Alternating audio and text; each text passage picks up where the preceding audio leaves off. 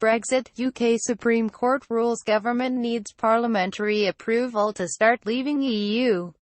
British Prime Minister Theresa May must give Parliament a vote before she can formally start Brexit. The UK Supreme Court has ruled, giving politicians who oppose her plans a shot at amending them by a majority of 8-3.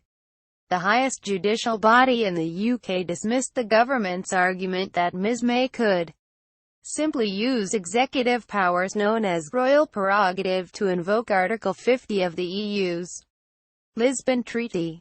The referendum is of great political significance, but the Act of Parliament, which established it, did not say what should happen as a result.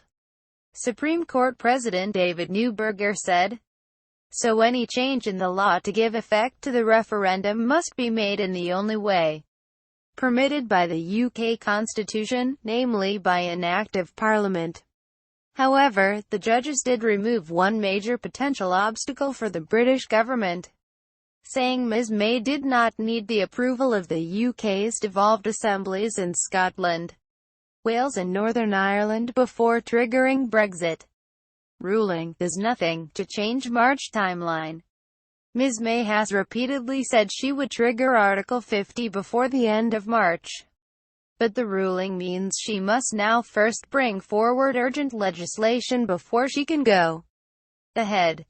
That opens up the Brexit process to scrutiny from politicians, the majority of whom had wanted to stay in the EU.